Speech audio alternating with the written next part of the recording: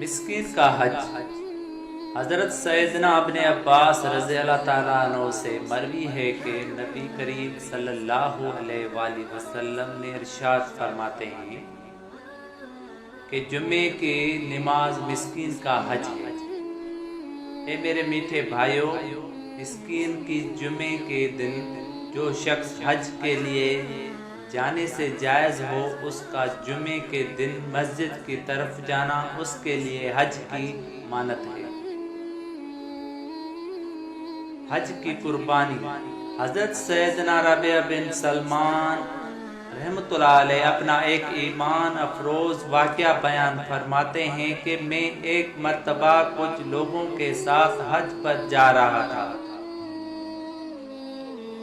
میرا بھائی بھی میرے ساتھ تھا۔ جب ہم کوفے پہنچے تو میں ضروریات سفر خریدنے کے لیے بازار کی طرف چلا گیا۔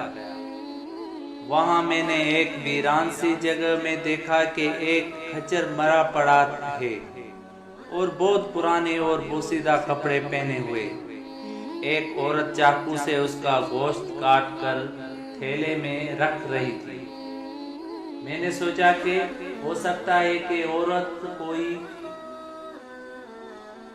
بٹیارن ہو اور وہی مردہ کا گوشت پکا کر لوگوں کو کھلا دے۔ چنانچہ مجھے اس کی حقیقت ضرورت کرنی چاہیے اور میں نے چپکے چپکے اس کے پیچھے چلا گیا۔ چلتے چلتے وہ ایک مکان کے دروازے پر پہنچی۔ اس نے دروازہ بجایا تو اندر سے پوچھا گیا کون؟ تو جواب دیا کھولو، میں ہی بدحال ہوں۔ دروازہ کھلا تو میں نے دیکھا کہ 4 بچیاں ہیں جن کے چہروں سے بدحالی اور مصیبت ٹپک رہی ہے۔ وہ عورت اندر داخل ہو گئی اور دروازہ بند ہو گیا۔ میں جلدی سے دروازے کے قریب گیا اور اس کے سوراخوں سے اندر جھانکنے لگا۔ میں نے دیکھا کہ اندر سے وہ گھر بالکل خالی اور برباد ہے۔ اس عورت نے وہ تھیلا ان لڑکیوں کے سامنے رکھ دیا اور روتے ہوئے کہنے لگی، لو اس کو پکا لو اور اللہ تعالیٰ کا شکر ادا کرو۔ وہ لڑکیاں اس گوشت کو کاٹ کاٹ کر لکڑیوں پر بھوننے لگی۔ میرے دل کو اس سے بہت ٹھیس پہنچی اور میں نے باہر سے آواز دی کہ اے اللہ کے بندے، خدا تعالیٰ کے واسطے اس کو نہ کھا۔ وہ پوچھنے لگی تم کون ہو؟ میں نے جواب دیا میں پردیسی ہوں۔ اس نے کہا ہم تو خود مقدر کے قیدی ہیں، 3 سال سے ہمارا کوئی معین و مددگار نہیں، تم ہم سے کیا چاہتے ہو؟ میں نے کہا کہ مجوسیوں کے ایک فرقے کے سوا کسی مذہب میں مردہ کھانا جائز نہیں۔ کہنے لگی کہ ہم خاندان نبوت سے ہیں، ان کا باپ انتقال کر چکا ہے، جو ترکے اس نے چھوڑا تھا وہ ختم ہو گیا۔ ہمیں معمول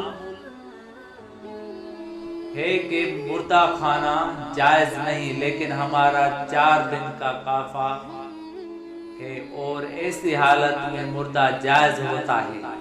ان کے حالات سن کر مجھے رونا آ گیا۔ میں نے انہیں انتظار کرنے کا کہا کہ واپس ہوا اور اپنے بھائی سے کہنے لگا کہ میرا ارادہ حج کا نہیں ہے۔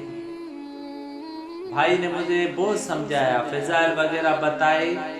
میں نے کہا کہ بس لمبی چوڑی بات نہ کرو۔ پھر میں نے اپنا احرام اور سارا سامان لیا اور نقد 600 درہم میں سے 100 درہم کا کپڑا خریدا اور 100 درہم کا آٹا خریدا اور بقایا پیسہ اس آٹے میں چھپا کر اس عورت کے گھر لے جا کر تمام چیزیں اس کو دے دی۔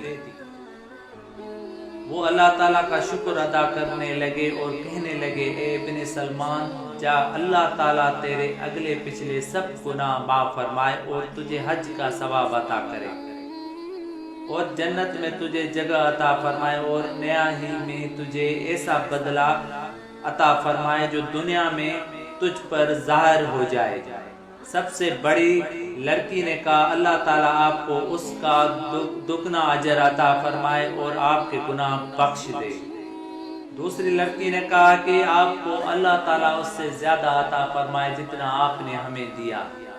तीसरी ने कहा कि अल्लाह ताला हमारे नाना जान मोहम्मद सल्लल्लाहु अलैहि वसल्लम के साथ आपका हश्र करे। चौथी ने कहा कि अल्लाह ताला जिसने हम पर एहसान किया तो उसका नेमुल बलदल जल्दी अता कर और उसके अगले पिछले गुनाह माफ कर दे। फिर मैं वापस आ गया। मैं मजबूरन कूफे में ही रुक गया और बाकी साथी हज के लिए रवाना हो गए। जब हाजी लौट कर आने लगे तो मैंने सोचा कि उनका इस्तकबाल करूं और अपने लिए दुआ करने का कहूं। शायद किसी की मकबूल दुआ मुझे भी लग जाए। जब मुझे हाजियों का काफिला नजर आया तो मैं अपने हज से महरूम पर बेअख्तियार रोना आ गया। मैं उनसे मिला तो कहा अल्लाह ताला तुम्हारे हज को कबूल फरमाए और तुझे आखिरत का बदला अता फरमाए। उनमें से एक ने पूछा कि ये दुआ कैसी है? मैंने कहा ये उस शख्स की दुआ है जो दरवाजे तक की हाजिरी से महरूम हो। वो कहने लगे बड़े ताजुब की बात है कि अब तू वहां जाने ही से इनकार कर रहा है। क्या तू हमारे साथ इरफात के मदीने में इरफात के मैदान में ना था? तूने हमारे साथ रमी जुमेरात ना की और क्या तूने हमारे साथ तवाइफ ना की?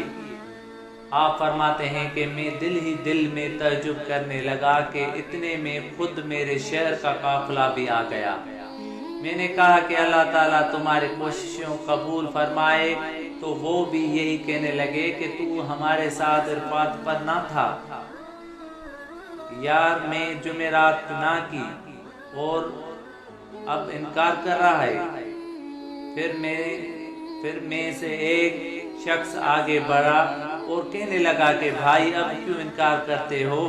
क्या तुम्हारे साथ मक्के शरीफ और मदीना मुनव्वर में ना थे और हम शफीउल आज़म मोहम्मद सल्लल्लाहु अलैहि वसल्लम के कब्र अनवर की ज़ियारत करके वापस आ रहे थे तो रश की वजह से तुमने थैली मेरे पास अमानत रखवाई थी जिसकी मोहर पर लिखा हुआ है मन आमल ना रबे, यानी जो हमसे मामला करता है नफ़ा कमाता है। अब ये थैली वापस ले लो। हजरत सैयदना राबिया बिन सलमान रहमतुल्लाह अलैह फरमाते हैं कि मैंने उस थैली को पहले कभी ना देखा था।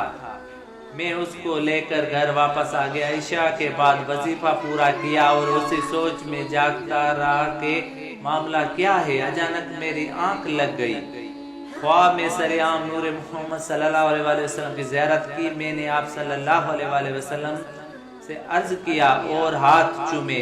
प्यारे आका मोहम्मद सल्लल्लाहु अलैहि वसल्लम ने मुस्कुराते हुए सलाम का जवाब दिया और कुछ यूं इरशाद फरमाया कि ए रबिया, आखिर हम कितनी गवाह उस बात पर कायम करें कि तूने हज किया है तो मानता ही नहीं। सुन, जब तूने मेरी औलाद में से एक औरत पर सदका किया और अपना इरादा इसार करके अपना हज मुलतवी कर दिया तो मैंने अल्लाह ताला से दुआ की कि वो तुझे उसका अच्छा बदला अता फरमाए। तो अल्लाह ताला ने तेरी सूरत का एक फरिश्ता बनाकर हुक्म दिया कि वो क़यामत तक हर साल तेरी तरफ से हज करेगा और दुनिया में तुझे ये बदला दिया है कि 600 धर्म के बदले 600 दीनार अता फरमाए। तो अपनी आंखें ठंडी रख।